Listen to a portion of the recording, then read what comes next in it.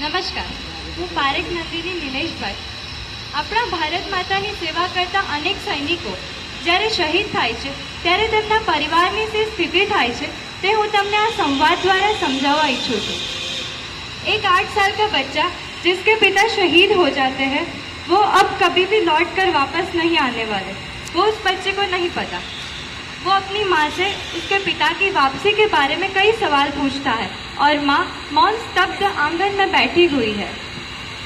चारों तरफ उजाला पर अंधेरी रात थी, चारों तरफ उजाला पर अंधेरी रात थी.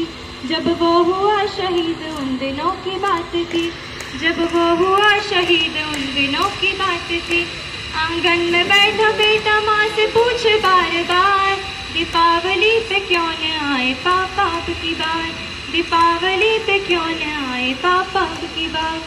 बेटा अपनी माँ की 2-3 दिन से हुई स्थिति को देख रहा होता है और माँ से कहता है, माँ क्यों न तूने आज भी बिंदिया लगाई है, माँ क्यों न तूने आज भी बिंदिया लगाई है दोनों हाथ खाली न मेहंदी रचाई है दोनों हाथ खाली न मेहंदी रचाई है. बिछिया भी नहीं पाँव में बिखरे से बाल है, बिछिया भी नहीं पाँव में बिखरे से बाल है. लगती थी कितनी प्यारी अब ये कैसा हाल है, लगती थी कितनी प्यारी अब ये कैसा हाल है. कुमकुम के बिना सोना सा लगता है श्रृंगार, दीपावली पे क्यों न आए पापा अब की बार, दीपावली पे क्यों न आए पापा अब की बार. बेटा थोड़ी देर अपने मित्रों के साथ खेलने जाता है.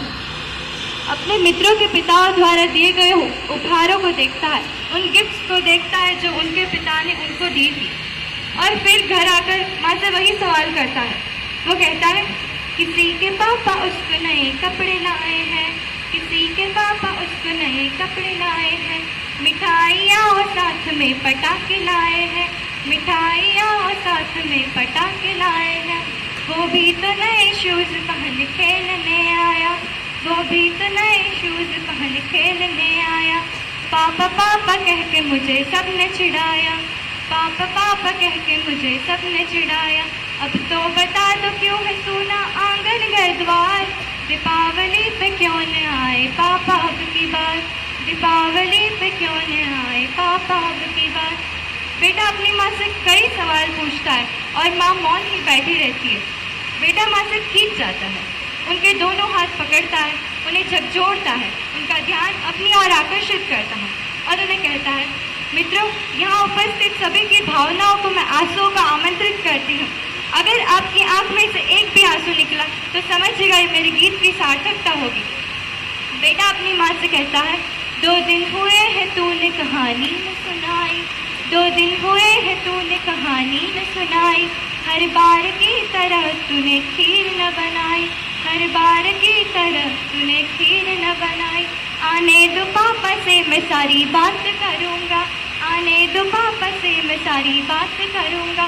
तुमसे न बोलूँगा मैं तुम्हारी न सुनूँगा, तुमसे न बोलूँगा मैं तुम्हारी न सुनूँगा. ऐसा क्या हुआ कि बताने से इनकार, दीपावली पे क्यों न आए पापा अब की बार, दीपावली पे क्यों न आए पापा अब की बार. मित्रों विडंबना तो देखिए, पूछ ही रहा था बेटा जिस पिता के लिए, जुड़ने लगी थी लकड़ियाँ उसकी चिता के लिए. पूछ ही रहा था बेटा जिस पिता के लिए, जुड़ने लगी थी लकड़ियाँ उसकी चिता के लिए. पूछते पूछते वह हो गया निराश, जिस वक्त आंगन में आई उसके पिता की लाश.